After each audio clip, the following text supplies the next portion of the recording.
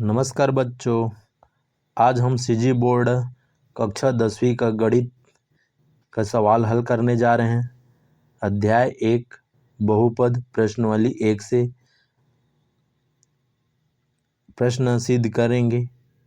प्रश्न 9 लिखा है, सिद्ध कीजिए कि बहुपद 4x3 धन 3x2 धन 2x-9 को x से भाग करने पर शेषफल शून्य है। मतलब हमको सिद्ध करना है कि जो भाग करने के बाद शेषफल कितना आना चाहिए, शून्य। शेषफल शून्य आता है तो सवाल हमारा सिद्ध हो जाएगा। ठीक है, तो यहाँ पहले हम किसको लिखते हैं, भाजक को। भाजक क्या है, ये 9वां नंबर का सवाल हल कर रहे हैं। ठीक है, 9वां नंबर सवाल में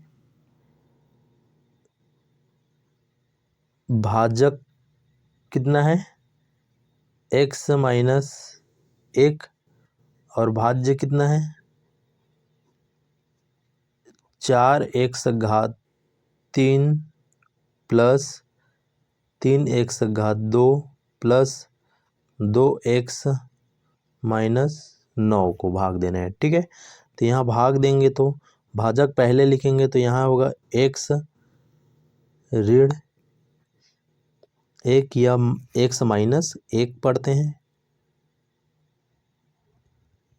ठीक है, यहाँ भाज्य लिखेंगे, भाज्य कितना है 4x3 धन 3x2 धन 2x-9।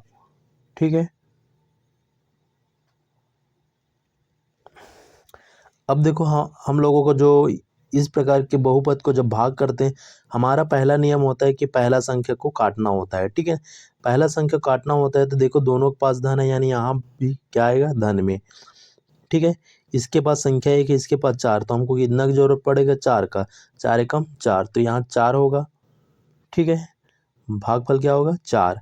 अब देखो यहाँ हमारे पास x1 मतलब 1 है और यहाँ पास कितने हैं, 3, यानी हमको कितना की जरूरत है, 2 का। तो यहाँ x2 लिख दो। ठीक है, अब जो 4x2 है, इसका इस भाजक के साथ गुणा करेंगे। ठीक है ना, भाजक के साथ गुणा करेंगे तो मैं यहाँ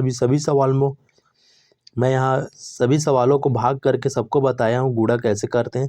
तो ये 9वां नंबर भी सवाल को मैं भाग करके बता रहा हूँ कि गुणा कैसे करेंगे। जैसे यहाँ पर लिखा है 4x2, तो इसका गुणा करेंगे x-1 के साथ। जब गुणा करेंगे तो दोनों के पास प्लस है तो प्लस ही आएगा।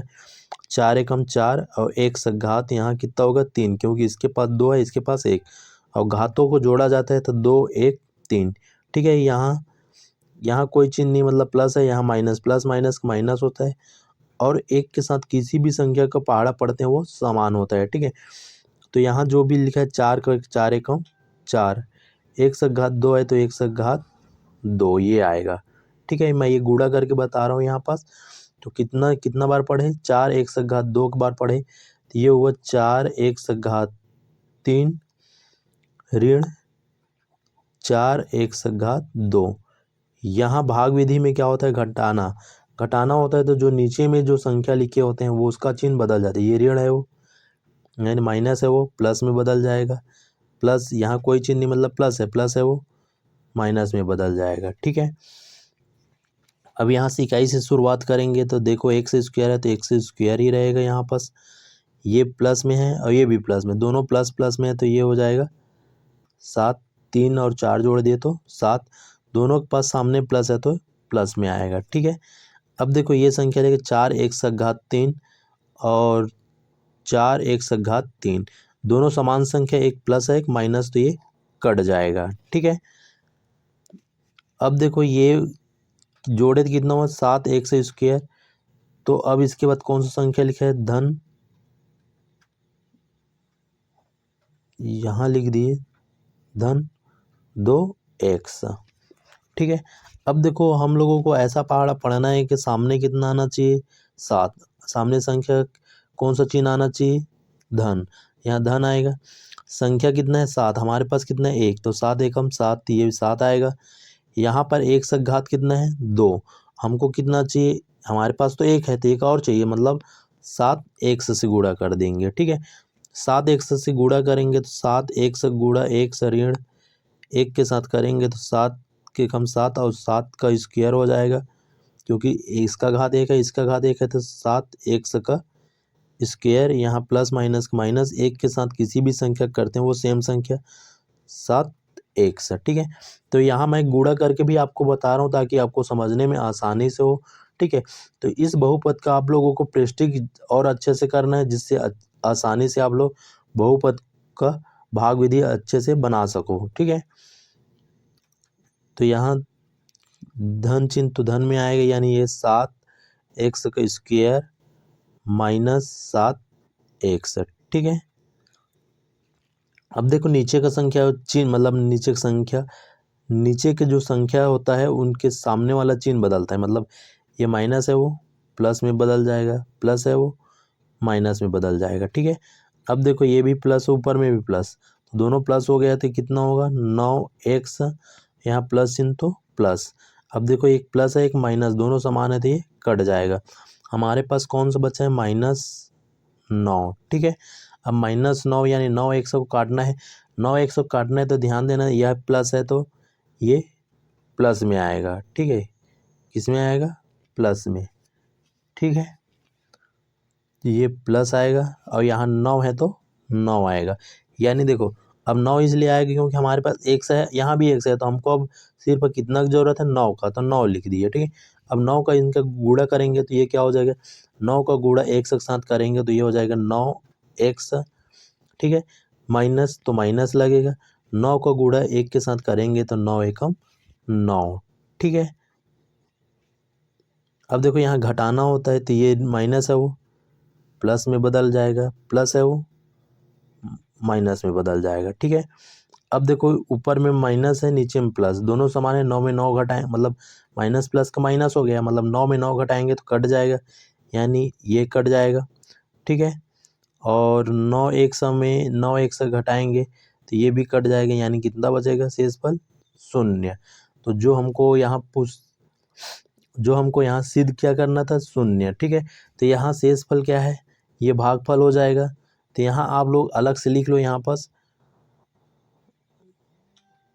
भागफल बराबर लिख लेते हैं 4x square plus 7x plus 9।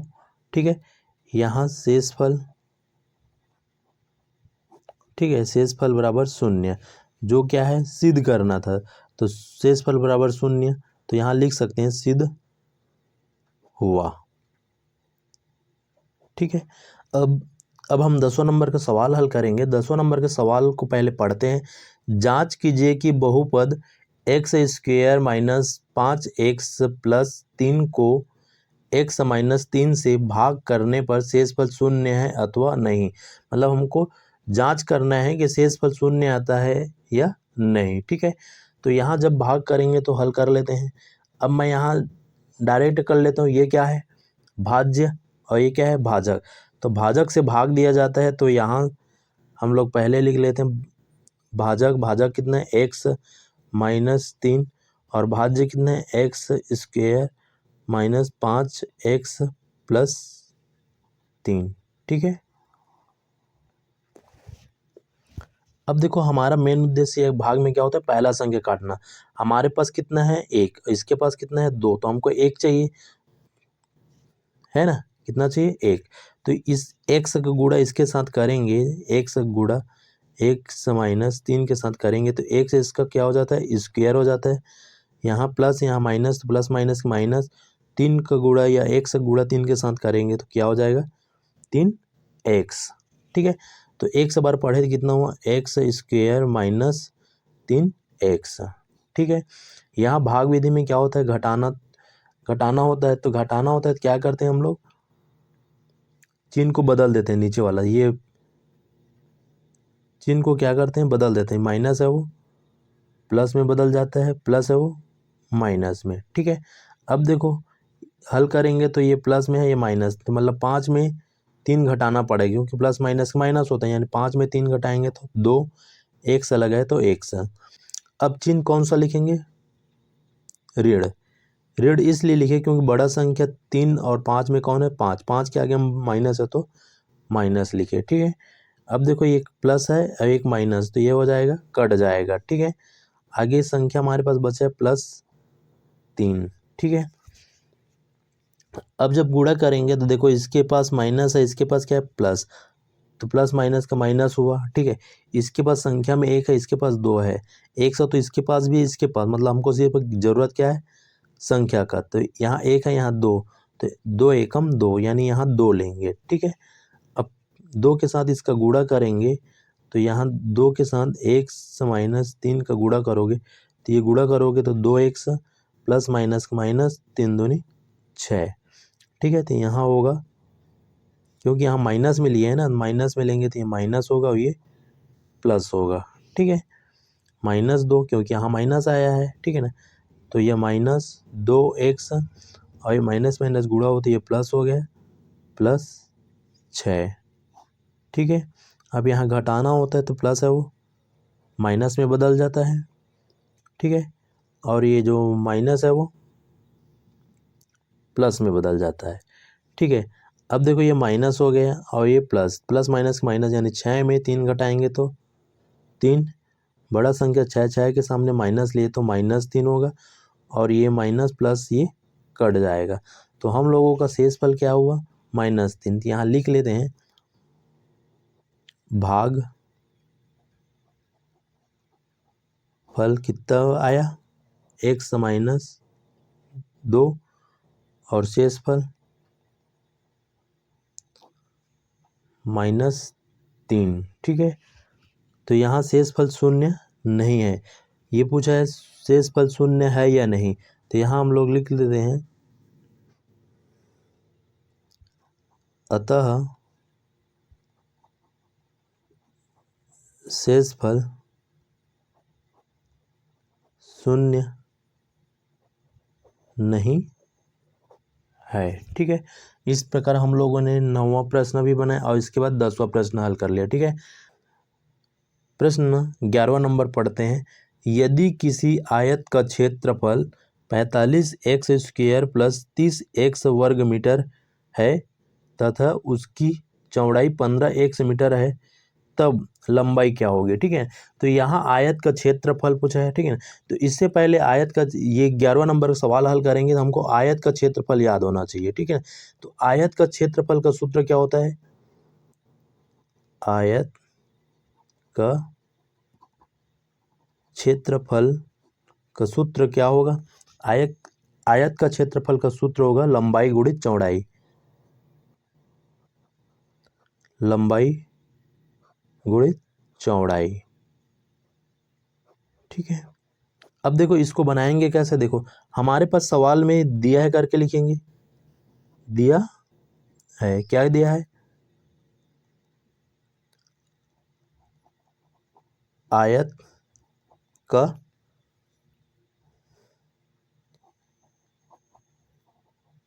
क्षेत्रफल, आयत का क्षेत्रफल कितना दिया है? 45x² प्लस 30x वर्ग मीटर, ठीक है। और इसकी चौड़ाई कितना दिया है? चौड़ाई दिया है 15x, ठीक है। अब हमको ज्ञात क्या करना है? लंबाई, लंबाई ज्ञात करना है, ठीक है। लंबाई ज्ञात करना है तो क्वेश्चन मारेगा, ठीक है। तो अब ये जो दिया है उसको हमको आयत का क्षेत्रफल के सूत्र में जमा देना है। तो आयत का क्षेत्रफल कितना है? 45x² प्लस 30x, ठीक है, बराबर यहाँ लंबाई गुणा चौड़ाई कितना है? 15x, ठीक है। तो हमको लंबाई ज्ञात करेंगे तो यहाँ लंबाई लिखाएगा और ये जो गुणा रूप में है वो कौन से रूप में चला जाएगा? भाग के। तो लंबाई जब ज्ञात करेंगे जो गुणा रूप में वो भाग के रूप में आ जाएगा, मतलब ये हो जाएगा 45x² प्लस 30x बटा 15x, ठीक है। तो इसको आप चाहो तो भाग विधि से भी हल कर सकते हो और चाहो तो यहीं से कटा सकते हो, ठीक है। तो यहाँ हम हल करते हैं इस सवाल को। अभी हम 11वां नंबर का सवाल हल कर रहे हैं, जिसमें लंबाई बराबर कितना आया था 45x² प्लस 30x/15x, ठीक है। तो इसको आप चाहो तो भाग विधि से भी हल कर सकते हो। भाग विधि के लिए मैं बहुत सारा सवाल बना चुका हूँ इसमें, और इसको इस प्रकार से भी हम बना सकते हैं। जैसे ये लिखा है 45x², ये पूरे के बटा 15x है, तो इसको अलग अलग कर लेते हैं। यहाँ 15x, ठीक है, यहाँ धन चिन्ह, यहाँ लिख देते हैं 30x 15x, ठीक है। तो इस प्रकार जब करेंगे तो देखो ये 15 एकम 15, 15 तिया 45, यानी ये आएगा 3, ठीक है। इसके पास 2 है और इसके पास 1 है, तो इसको जब काटेंगे तो इसका 1 बचेगा, मतलब 3x बच, ठीक है ना। इसका 1 बच गया, 1 काट दिए, ठीक है। यहाँ धन चिन्ह, यहाँ देखो ये x इसके पास भी, इसके पास, तो ये पूरा कट जाएगा x, ठीक है। अब 15 एकम 15, 15 दूनी 30, तो ये आएगा 3x धन 2 इसका आंसर होगा, ठीक है। आप चाहो तो इसको आप भाग विधि से भी बना सकते हो, ये आप लोग ट्राई कर लेना, ठीक है। मैं इसको यहीं से काट दिया हूँ, ठीक है। तो हमारा लंबाई कितना होगा, लंबाई बराबर 3x धन 2 मीटर, ठीक है। हम इसमें लंबाई पूछा तो लंबाई ज्ञात कर लिए। आगे हम अब 12वां नंबर का सवाल हल करेंगे, ठीक है। बहुपद अध्याय 1 का प्रश्नवाली 1 का 12वां नंबर के सवाल हल कर रहे हैं, ठीक है। तो पहले प्रश्न को पढ़ते हैं। 12वां प्रश्न लिखा है 28x इकाई लंबाई का एक रेखाखंड AB है, ठीक है ना, जिसे 2 बराबर भागों में बांटना है, तब प्रत्येक भाग की लंबाई क्या होगी, ठीक है। तो एक रेखाखंड है ना, जिसकी लंबाई कितना है 28x है, ठीक है। तो हल में लिख सकते हैं एक रेखाखंड